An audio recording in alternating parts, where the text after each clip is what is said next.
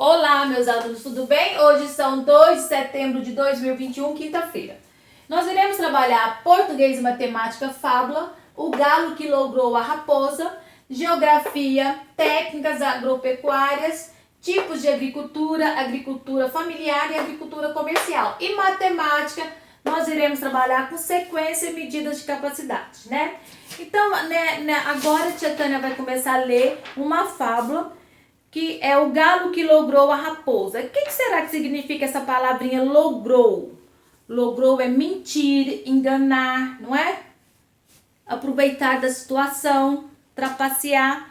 Então vamos lá. Um velho galo, matreiro, o que é matreiro? Um esperto. Percebendo a aproximação da raposa, empoleirou-se numa árvore. A raposa, desapontada, pensou consigo: deixe estar, seu malandro, que eu já te curo.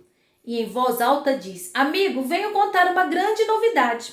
Acabou a guerra entre os animais, lobo e cordeiro, gavião e pinto, onça e veado, raposa e galinhas. Todos os bichos agora andam aos beijos como namorados. Desça desse puleiro e venha receber o meu abraço de paz e amor. Muito bem, exclamou o galo. Não imagina como a notícia me alegra. Que beleza, vai ficar um mundo limpo de guerras, crueldades e traições. Vou já descer para abraçar a minha amiga raposa, mas como lá vem vindo 3 cachorros, acho bom esperá-los para que também eles tomem parte nessa confraternização.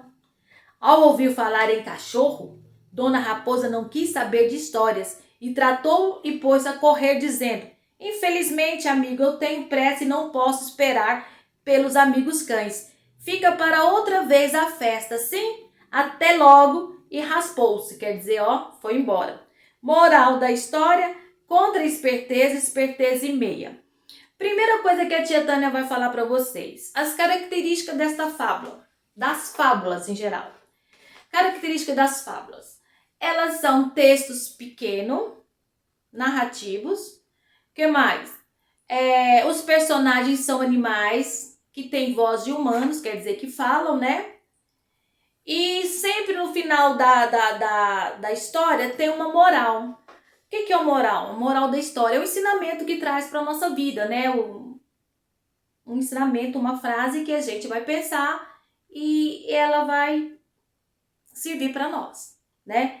Então, assim, moral aqui: contra esperteza, esperteza e meia. Então, a raposa estava dando uma desperta, mas o galo foi mais esperto do que a raposa, não foi? Tá. Agora vem as atividades aí.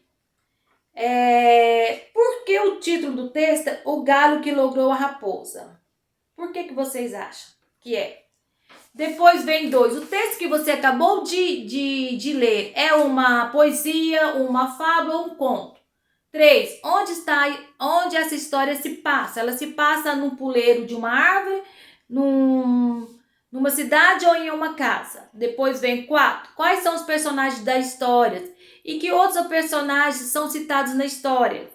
5. O que o galo fez ao aproximar da raposa, ao ver a raposa, né? Agora vem matemática. Observe o peso do galo. O galo pesa 3,5 kg, a raposa 9 kg. E responda as questões. Quem pesa mais? O galo ou a raposa? Quem pesa menos? Qual é a diferença do peso entre o galo e a raposa?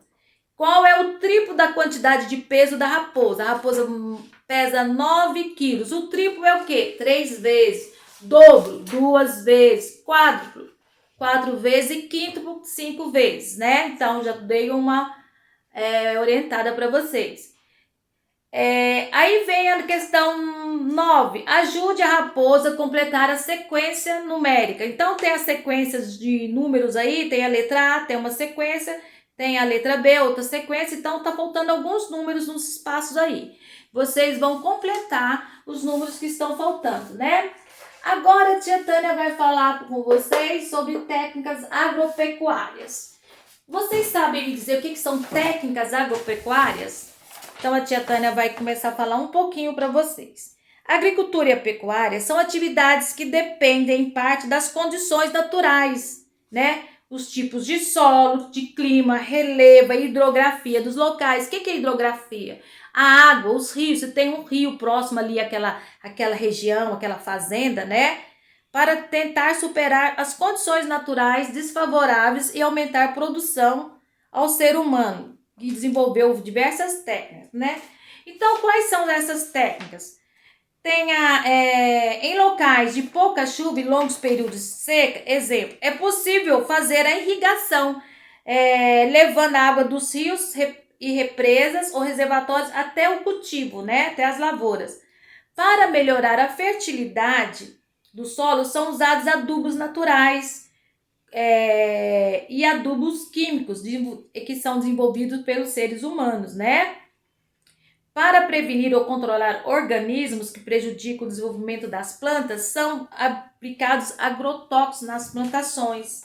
E essas técnicas ajudam a produzir mais alimentos, mas se feitas de maneira inadequada, pode trazer vários prejuízos para o ambiente, né? Entre eles são a escassez de água e contaminação do solo e da água do agrotóxico e fertilizantes. O que eu vou dizer para vocês? Por exemplo, tá lá o homem cuidando da lavoura, colocando agrotóxicos, fertilizantes naqueles galões enormes, né? E ele tem que ter muito cuidado com o manuseio daqueles produtos. Eles não podem simplesmente jogar esses fertilizantes, esses venenos, né? Que assim eu vou falar claramente, jogar na lavoura e descartar aquelas embalagens ali na beira do rio. Sabiam? Porque se eles jogarem aquelas embalagens ali na beira do rio ou dos córregos, vão contaminar a água. E a água vai o quê? Vai estar poluída, vai estar envenenada, né? Não pode beber aquela água. Polui a água, né? Então, eles devem ter bastante cuidado. Outra coisa que eu quero falar para vocês. Os tipos de agricultura que tem. Vocês sabiam que temos tipos de agricultura familiar e agricultura comercial. O que é aquela familiar? A familiar é aquela que a família toda está envolvida num certo tipo de agricultura, né? Por exemplo, há famílias no Brasil que plantam ou criam a maior parte daquilo que consome, né? Que nós consumimos. É chamada agricultura de subsistência. Entretanto, atualmente predomina também a agricultura familiar e a agricultura comercial, que eu acabei de falar. A agricultura familiar a maior parte dos trabalhadores pertence à família e a atividade agropecuária é a sua principal fonte de renda, né? Que a atividade agropecuária é a principal fonte de renda deles. As propriedades são geralmente pequenas, né? E produzem diferentes tipos de alimentos, inclusive os gêneros alimentícios obtidos com as criações. Que eu falei, de aves, de gado, né?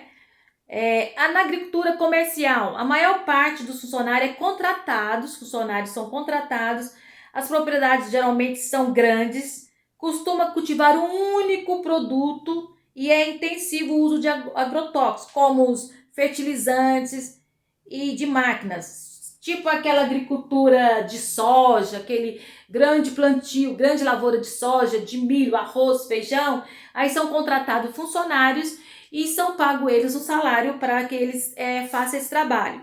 E o uso de máquinas no campo reduz a necessidade de trabalhadores rurais, gerando desemprego, não é? Então, assim, tem máquinas sofisticadas agora, né? Que uma pessoa para trabalhar numa máquina dessa, na lavoura, ela tem que fazer um curso para manusear a máquina, para saber ligar, para que serve este botão, o que ela vai fazer, né? Então tem que ter essas medidas, né? Primeiro saber um curso especializado naquela máquina, ter estudo também, porque a pessoa tem que saber ler, tem que saber entender. Hoje em dia está tão sofisticado os maquinários que estão usando até aquele droner, né? Aquele que tem um controle remoto e parece um aviãozinho que você fica controlando, né? Aquele droner dá para tirar fotografia da região ali que foi plantada, né? Vamos dizer, na lavoura de milho, de soja. Então dá para tirar fotografia, saber o tamanho da região, né? Então, no dia a dia vai surgindo novas técnicas, novas máquinas para facilitar a vida do agricultor no campo, né? Então, a tia Tânia quer que vocês abram o livro de Geografia Liga o Mundo, 4º ano. Vão abrir na página 128, que é esta aqui, e 129 vão fazer essas atividades, tá? E eu quero que vocês, como sempre, caprichem nas atividades, façam com carinho, interesse, né, responsabilidade. E até a próxima aula a todos vocês. Um beijinho no coração de vocês, tá?